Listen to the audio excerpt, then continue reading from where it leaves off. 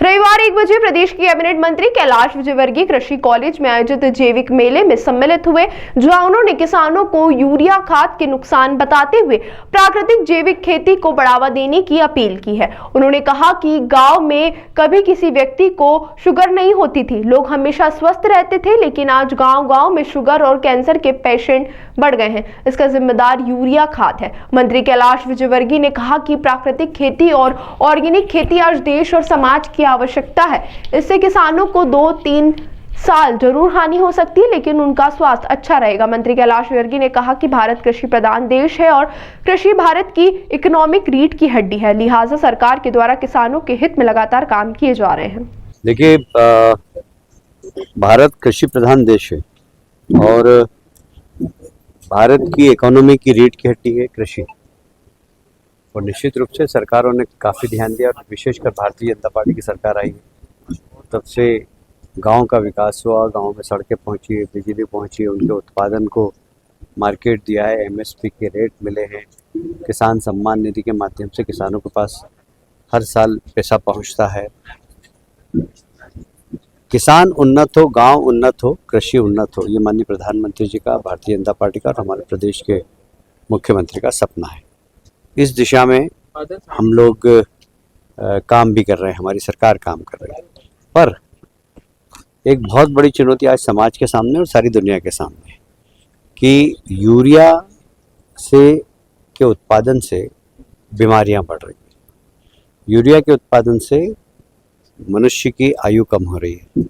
Urea के द्वारा जितना भी उत्पादन होता है वो मानव जीवन के लिए और पशु जीवन के लिए बहुत हानिकारक है। तो हमें ऑर्गेनिक खेती की तरफ जाना चाहिए।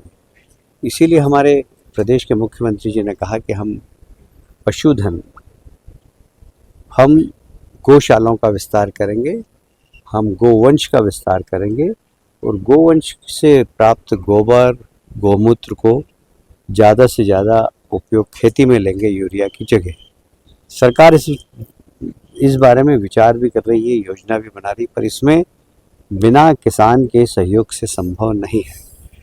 ये बात सही है कि जब आप ऑर्गेनिक उत्पादन करेंगे तो फसल कम आएगी। देश भर के कृषि उपकरण बनाने वाली कंपनियां यहाँ पर आई है। प्रदेश के किसानों से आपकी क्या अपील है? प्रदेश भर के किसानों। मैं तो पूरे देश भर से अपेक्षा करता हूँ, प्रधानमंत्री जी भी अपेक्षा करते हैं। प्रधानमंत्री जी भी अनेक बार प्राकृतिक खेती के ऊपर वर्कशॉप में अपना उद्बोधन दे चुके हैं।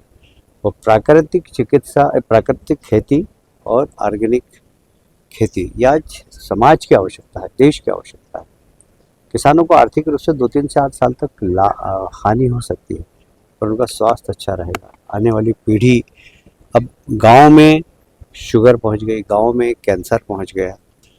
गांव वाले हमेशा स्वस्थ रहते थे, कभी वहां पर किसी को शुगर नहीं होती थी। आज ऐसा कोई गांव नहीं होगा जहाँ पे शुगर का पेशेंट नहीं मिलेगा। गांव-गांव में कैंसर के पेशेंट हैं। ये सब यूरिया का इफेक्ट है, और इसलिए सामाजिक क्रांति की आवश्यकता है।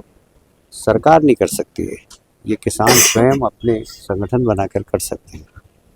मैं ऑस्ट्रेलिया में खुद देख कर आया, सरकार ने कुछ नहीं किया।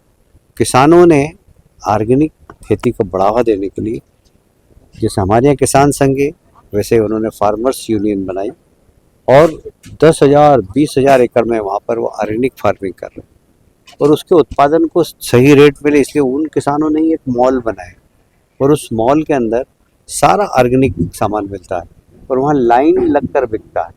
और जो यूरिया से उत्पादित वस्तुएं हैं उससे वो 25%, 30% और कई चीज़ों में तो डबल रेट पर देते हैं, तो भी उनके पास माल खत्म हो जाता है। तो अभी अवेयरनेस सारी दुनिया के अंदर आ रही है। भारत में भी इसके बारे में किसानों को, किसान से जुड़े हुए जितने भी लोग हैं, खेती से जुड़े हुए, उन्हें विचार करना पड़ेगा। ये देश हित में है, ये समाज हित में है।